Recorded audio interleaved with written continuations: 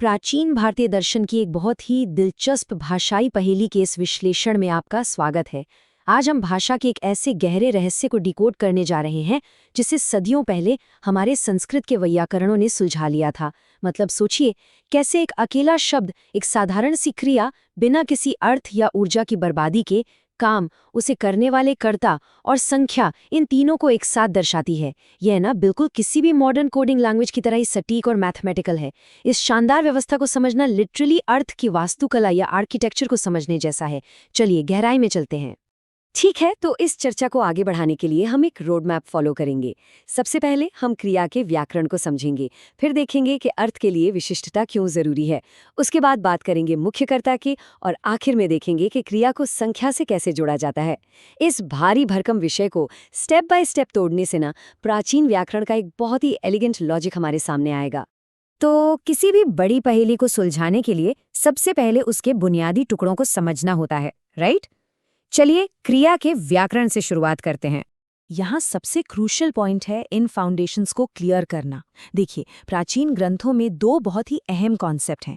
पहला है भावना, जिसका मतलब है मूल गतिशील क्रिया।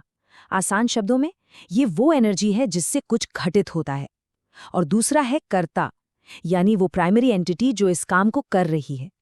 उदाहरण के लिए, जब हम कहते हैं कि पकाया जा रहा है, तो पकाना भावना है और जो इंसान पका रहा है वो कर्ता है।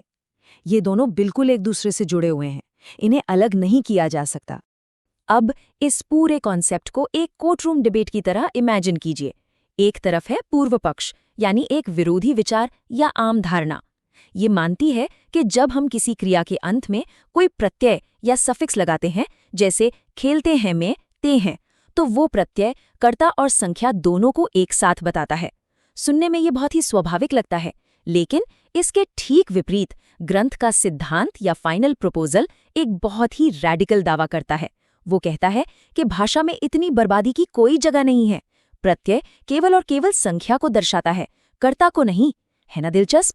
लेकिन सवाल है, ऐसा क्यों? यहीं से हमारा रहस्य गहराता है।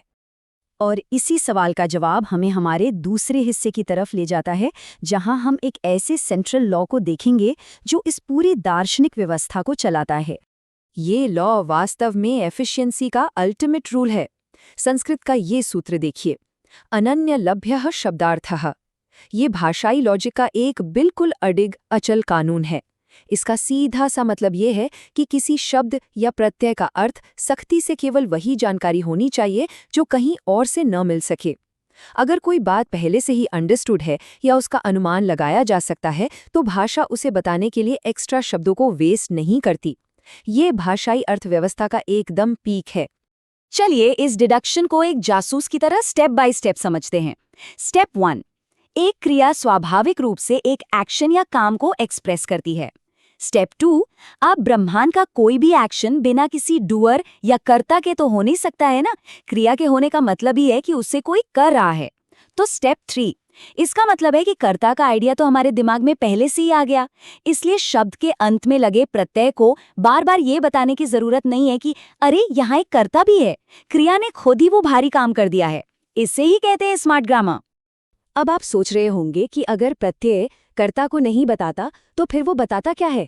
इसका जवाब है संख्या। देखिए, व्याकरणिक संख्या यानी काम करने वाला एक है, दो है या बहुत सारे हैं, ये एक ऐसा डेटा है जिसका आप केवल क्रिया को सुनकर लॉजिकली गैस नहीं कर सकते। खाना पकाने का काम एक शेफ भी कर सकता है और 10 भी। तो उसी अनन्य लभ्य शब्दार्थ नियम के अनुसार, क्योंकि संख्या का अनुमान आप कहीं और से नहीं लगा सकते, उस प्रत्यय को स्पष्ट रूप से डेटा का ये इकलौता और यूनिक पीस देना ही पड़ता है। तो अब तक हमने क्रिया, कर्ता और संख्या को समझ लिया, लेकिन अब सवाल उठता है कि वाक्य के बाकी हिस्सों का क्या, जैसे उपकरण या कोई ऑब्जेक्ट। आइए इसे समझते हैं। यहाँ जो सबसे इंटरेस्टिंग चीज़ है वो है इनकी हायरार्की या पदानुक्रम। इसे एक स्पेस के रूपक की तरह सोचिए। कर्ता या एजेंट क्रिया के सबसे करीब होता है, वो प्राइमरी है, इसलिए वो एकदम इनर सर्कल में बैठता है।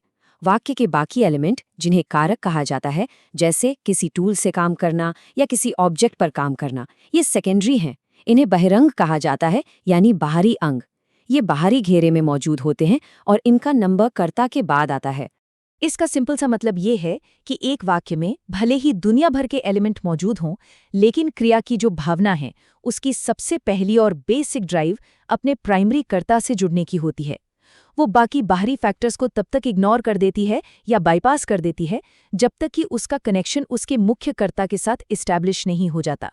बिल्कुल एक मैग्नेट की तरह जो सबसे पहले सबसे करीबी लोहे को खींचता है। और अब हम इस पहेली के फाइनल पीस की तरफ बढ़ते हैं, जहां हम देखेंगे कि ये सब बिना किसी रिडंडेंसी के एक साथ कैसे जुड़ता है। चलिए देखते हैं कि ये फाइनल पिक्चर कैसे बिल्ड होती है। ये एकदम सीमलेस चेन है।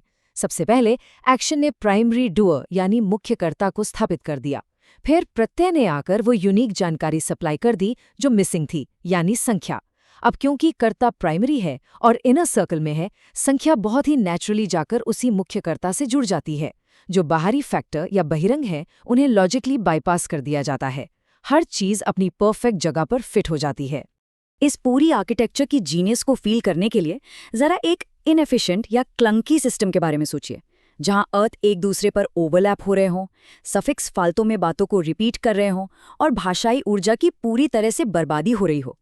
इसके ठीक उलट जो एलिगेंट सिस्टम हमने अभी देखा है उसमें जीरो रिडंडेंसी है।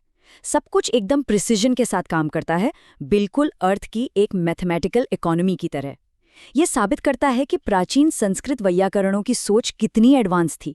और अब इस चर्चा को खत्म करने से पहले मैं आपको एक विचार के साथ छोड़ना चाहती हूँ। अगर हजारों साल पहले क्लासिकल प्रणालियों ने भाषा और अर्थ को इतनी फ्लॉलेस और शानदार इकोनॉमी के साथ ढाला था, तो सोचिए आज हम दुनिया भर में जो रोजमर्रा के शब्द बोलते हैं उनकी बनावट के पीछे ऐसे कौन से अदृश्य नियम हैं जो शांति से हमारे विचारों को शेप दे रहे हैं। भाषा सिर्फ बात करने का जरिया नहीं है, ये हमारे सोचने की वास्तुकला है। जरा इसके बारे में सोचिएगा। हमारे इस विश्लेषण से जुड़ने के लिए बहुत बहुत शुक्रिया।